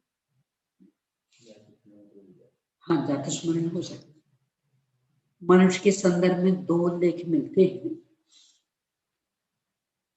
एक तो ये जो कल की उपकल की वाला, जब वो टैक्स लेगा राजा और ग्रास छीन लेंगे, तो ये को लेख मिलता, उस समय उन महाराज जी को अवध ज्ञान होगा, और अवध ज्ञान से भी जान लेंगे और फिर सबको कह देंगे। दूसरा ये आता कि कि वो नैमित्तिक ज्ञान, अवध ज्ञान, नैमित्तिक ज्ञान ही मत ज्ञान का। तो नैमित्तिक ज्ञान होगा और उसके आधार से कह देंगे अवधर्म दिखने वाला। इस तरह से दो लिखेंगे, मूल नैमित्तिक ज्ञान और कहीं कहीं अवध ज्ञान। तो निकृष्ट अज्ञानी यानी हिताहित का विवेक करने की क्षमता।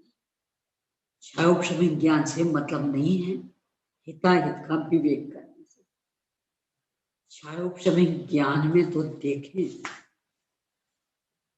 तो चूंकि उन्हीं की एकाग्रता अधिक रहती, तो मनुष्य से भी अधिक ज्ञान, चींटी आदि बराबर यथा स्थान पहुंच जाएगी। मनुष्य को तो रास्ता बताए बताए भी भूल जाएगा। मधुमक्खी आदि कहां कहां से दस इकट्ठा करके लाती, तो बराबर अपने घर में आ जाएगी। जो जमीन के नीचे अपने घर बनाते कीड़े मकोड़े, बराबर अपने स्थान पे पहुंच जाएंगे। प्राकृतिक ज्ञान भी वर्षा का, ऋतु का, ठंडी गर्मी का, इनको पहले से ज्ञान हो जाता है। पर हिताहित का ज्ञान यानी वास्तविक में कौन पर कौन, इस तरह से सम्यक ज्ञान प्रकट करने की योग्यता। ये तो मात्र तात्कालिक, और तात्कालिक में भी सामान्य।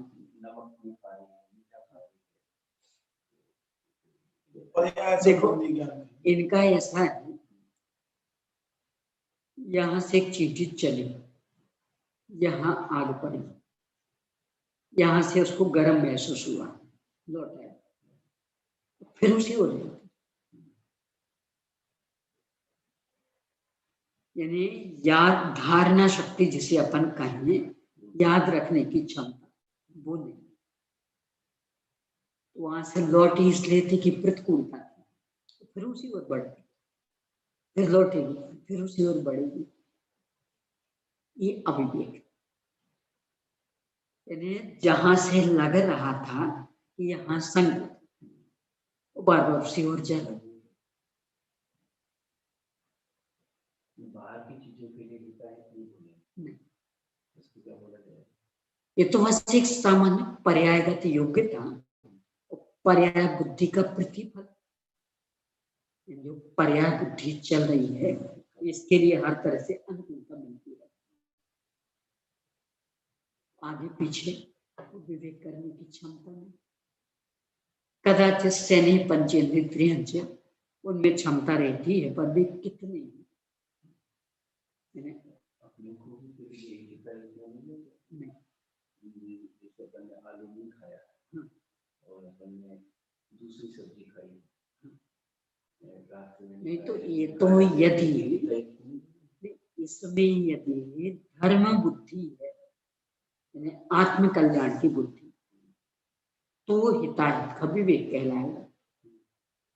और चूंकि हमारे कुल की परंपरा अथवा हमारे गुरुओं ने ऐसा कहा, अपना विवेक कुछ नहीं, तो वो हिताहित की बुद्धि नहीं कहलाएगा। जैसे अपनी जातियों का होता है ना, वे हमारे यहाँ रात में भोजन नहीं किया जाता, इसलिए हम नहीं करते।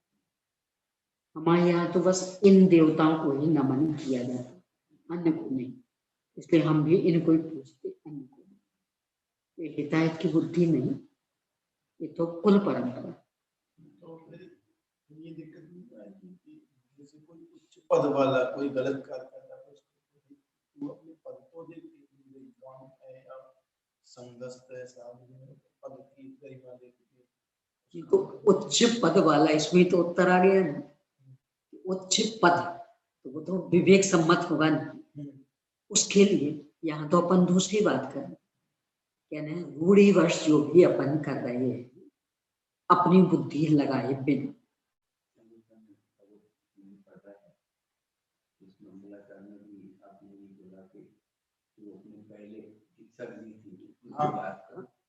तो वो तो विवेक पूर्वक सोच के ली थी ना दीक्षा। जब दीक्षा अभी जो उच्च पद आपने कहा तो वो तो विवेक पूर्वक पाया था।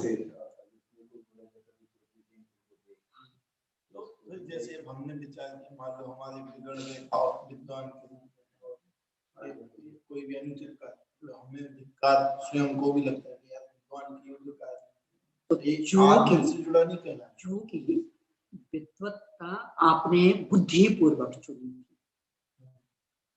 वो विवेक था आपका, तो अब उसको याद दिलाएंगे कि आपने बुद्धि पूर्वक चुना। लेकिन साथ में ये भी तो है इसमें कि हम ऐसा कार्य कर रहे अब, हाँ, तो उस विवेक को आप ठुकरा रहे ना, हाँ, इसलिए उसको याद दिलाएंगे। हाँ, तो फिर ये उसमें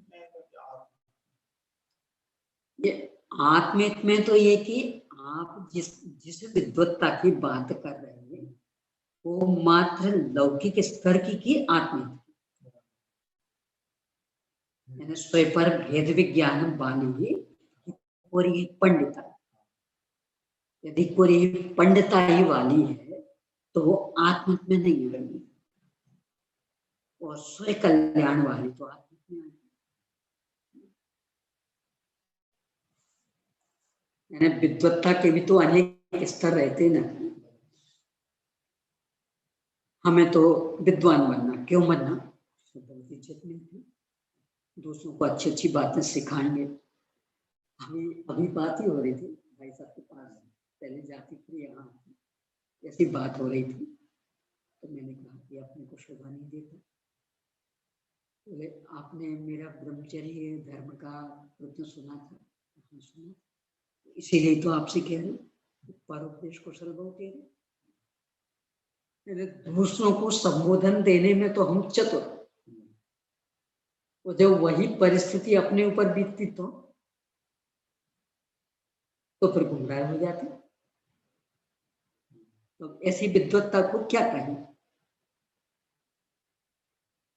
दूसरों को संबोधन देना हो तो ऐसी ऐसी स्वयं पर भेद विज्ञान की बातें ये कुछ कहो ना,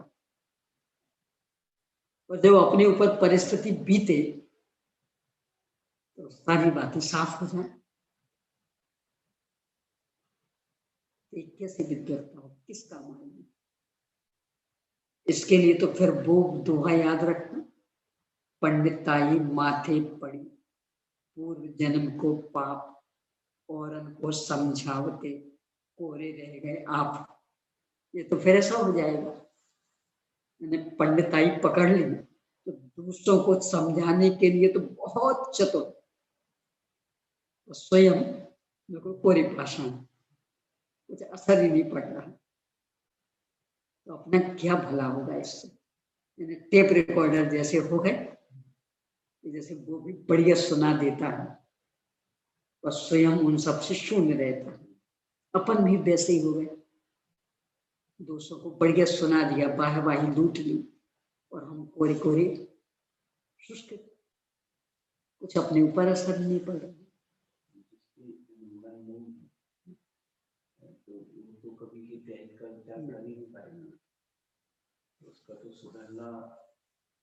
वहां तो अवसर ही नहीं, असैनी पंचेंद्रिय तक तो अवसर ही नहीं है।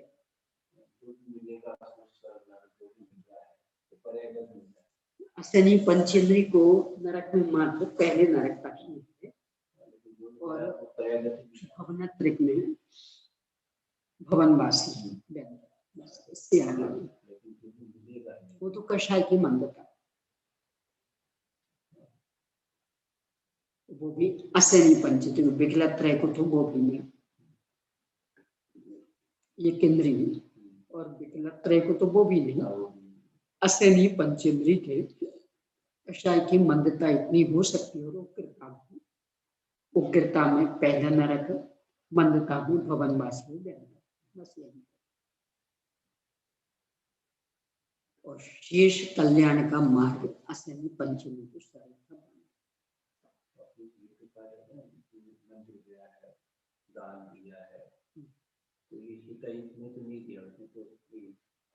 रूढ़िवत कुल परंपरा कुल परंपरा तो उसको कोई यानी उसका कुछ परिणाम जैसे रहेंगे वैसा लाभ मिल जाएगा,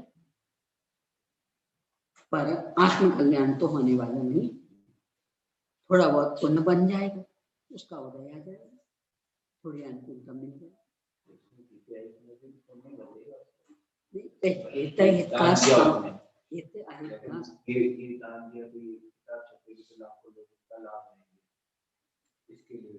वो तो उसने व्यापार किया, लाखों दूसरी किताब छपाऊंगा नुकसान गलत अपना हो लाभ लेंगे, किताब छपाई इसमें भी धर्म की भी कौन सी किताब छपा था जिससे लगे कि हमारा नाम बढ़े की आवश्यकता के अनुसार।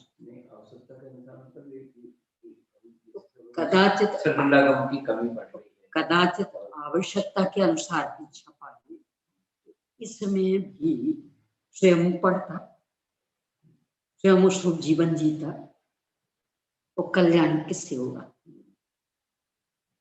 यानी सब सुधर जाए, उसका हमें पुण्य लाभ कितना मिल जाएगा। यानी सब पेट भर भोजन करने, हमारा पेट कितना भरेगा? ऐसे सब सुधर गए। यानी हमने इतना बढ़िया समझाया, सब ने रात्रि भोजन छोड़ दिया, स्वयं रात्रि भोजन कर रहा, कितना पुण्य लगेगा।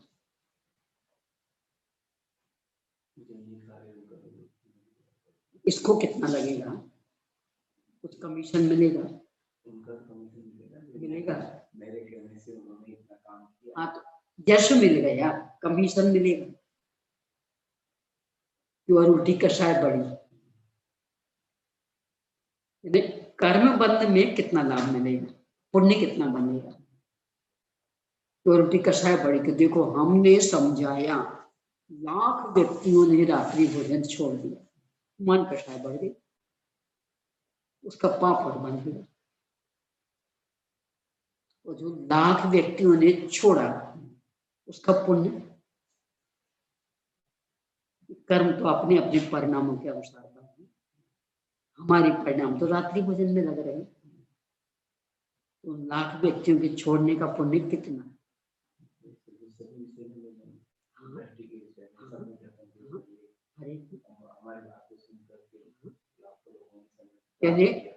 ने कितना लाभ पाया, उसका फल 0। हर चीज में क्यों? क्योंकि बंद अपने अपने परिणामों के अनुसार। यदि हम पूरे पाषाण रह गए, कितने लोग सुधरे उससे कुछ फर्क नहीं पड़ना। अभी लौकिक उदाहरण लिया ना, यानी हमने लाखों को पेट भर भोजन करा दिया, हमारी भूख कितनी मिटी, कुछ उसका कमीशन। हम तो भूखे के भूखे रहे। जब लोक में ये सिद्धांत कि हमारी भूख तो हम भोजन करेंगे तो मिटेगी, कर्म हमारे परिणाम सुधरेंगे तो लाभ मिलेगा। और उल्टे और कषाय वाले हो गए तो, यश कमाने में लग गए तो, उसका घमंड करने लगे तो, और पतन हो गया।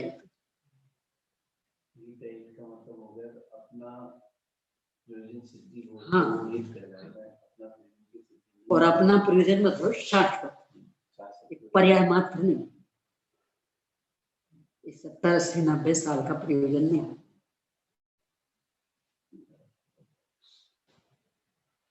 असंगी जैसे जीवन चल रहा है, संगी का भी प्रयोजन नहीं करता, कर्म फल चेतना में जी रहा। कर्म करते समय कोई विवेक ही नहीं, बस अपनी कषाय पुष्ट कैसे हो। इतना भी भूल जाता कि सामान्य लोक में भी दूसरों का कितना भला हुआ, उसका हमें लाभ कितना मिलता। यानी हमें बहुत भयंकर प्यास लग रही, दूसरों को खूब खूब पिला रहे, उससे हमारी प्यास कितनी बुझ जाएगी। वो तो स्वयं पिएगा तो बुझेगी, और नहीं पिया स्वयं तो मरेगा। तो धर्म में ऐसी धांधली कैसे चल जाएगी? हमारे कहने से लाखों ने रात्रि भोजन छोड़ दिया और स्वयं ने नहीं छोड़ा, कितना लाभ मिलेगा?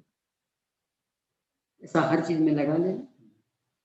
स्वयं के समझाने से लाखों लोग रोज देव दर्शन करने लगे और स्वयं करता नहीं, कितना पुण्य मिलेगा? हर चीज में लगाना। लाभ को समझाया तो सब स्वाध्याय करने लगे, तो स्वयं एक बात नहीं पढ़े, कितना लाखों लोग इसमें धर्म का लाभ ले रहे हैं, स्वयं तो सुनने की फुर्सत ही नहीं, पढ़ने की फुर्सत नहीं।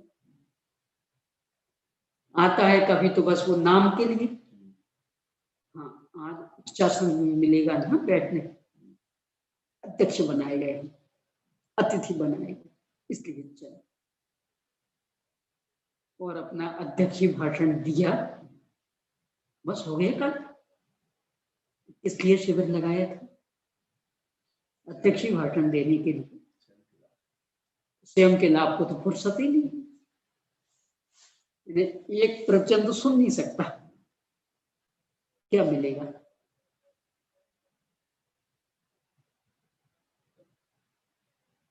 दूसरे कितने लाभान्वित हुए उसका कमीशन अपने को नहीं मिलता, दूसरों की कितनी हानि हुई उसका घाटा भी अपने को नहीं मिलता। देखो ऐसा ले लेना, मारीची के माध्यम से कितना ग्रेट मिथ्यात्व फैला, कितने जीवों का आहित हुआ, उसका घाटा उन्हें, वे तो आत्मोन्मुखी पुरुषार्थ करके मुक्त हो गए, यानी उनने जो चलाया था वो अभी चल रहा था, चलाने वाले मुक्त हो गए, तो उसका घाटा उन्हें कहाँ मिला? अब ऐसे कोई अभव 11 पूर्व का पाठी उनके उपदेश से कितने जीव स्तन मार्ग पे आ जाएं, तो वो तो अभव,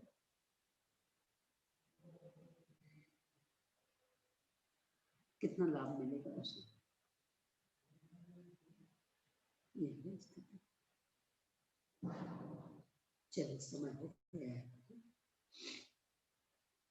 निकृष्ट अज्ञान यानी अशनी पंचेंद्रिय तक तो हिताहित का विवेक करने की क्षमता नहीं, शनि पंचेंद्रिय में क्षमता है, पर लाभ कितना उठा पाते उसका, प्रसंग भी कितना को है, यानी किसी की भली होनहार हो तो प्रसंग बन जाए तो बन जाए, अन्यथा तो मनुष्य गति में जैसे प्रसंगों की भरमार, वहां तो वैसा कुछ भी नहीं है, योग्यता प्रमाण ही किन्हीं के प्रसंग बन जाए, इसलिए यहाँ कहा निकृष्ट अज्ञानी।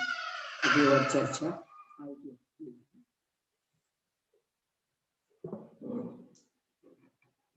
निजी निधि निजी बता